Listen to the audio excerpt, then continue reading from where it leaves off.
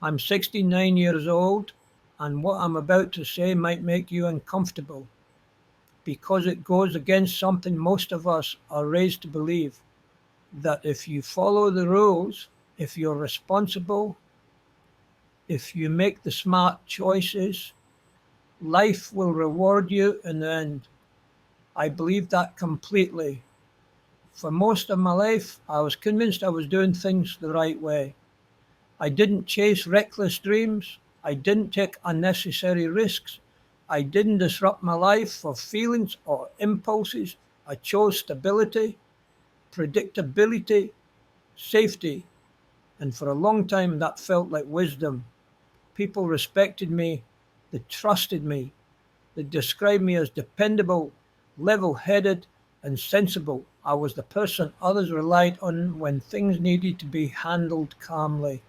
From the outside, my life looked solid, but there was one thing missing, and it took me decades to name it: connection, not acquaintances, not colleagues, real closeness. Loneliness didn't crash into my life. It crept in quietly, disguised as routine.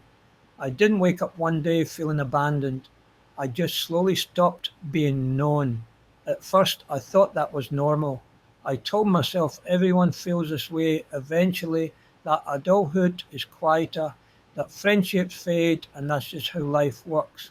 I believed that if I stayed busy and productive, the feeling would go away. It didn't. I assumed connection would come later, after work slowed down, after I felt more secure, after I had fewer responsibilities pulling at me. I kept telling myself I was in a temporary phase, but the phase became my life. I spent years choosing what was sensible instead of what was honest. I avoided uncomfortable conversations. I softened my opinions. I learned how to read the room and adjust myself accordingly. I didn't want to be difficult. I didn't want to disappoint anyone. I didn't want to ask for too much. I thought that made me mature. What it actually did was make me invisible. People liked me. They trusted me. They knew I was reliable. But liking isn't intimacy, and reliability isn't closeness. I didn't open up much. I didn't let people see my doubts or fears. I rarely said what I actually wanted if it might create tension. I believed that keeping things smooth was more important than being real, and smoothness has a cost. Friendships didn't end with arguments, they just slowly thinned out. Fewer calls, shorter conversations, longer gaps between seeing each other. People formed deeper bonds elsewhere with people who showed up more fully. I stayed careful, I stayed composed, I stayed alone. There was a moment in my early 60s that finally forced me to face it.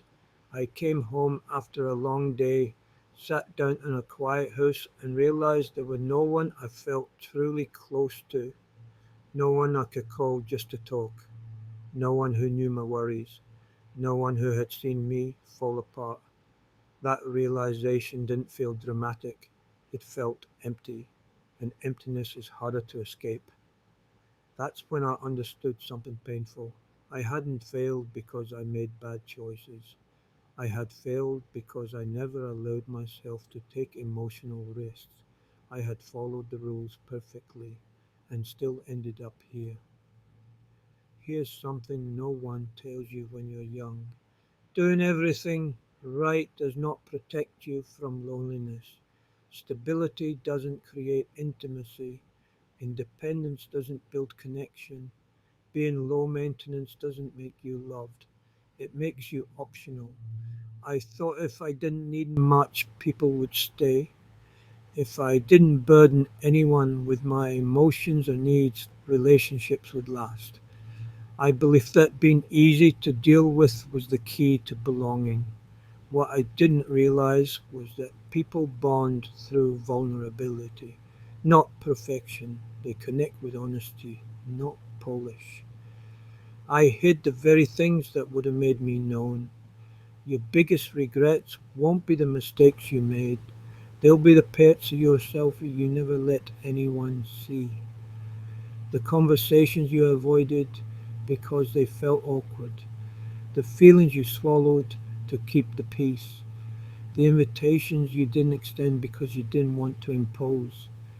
I don't regret working hard. I don't regret wanting stability.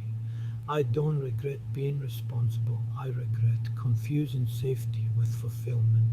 I regret believing that if I followed the rules long enough, life would eventually reward me with connection.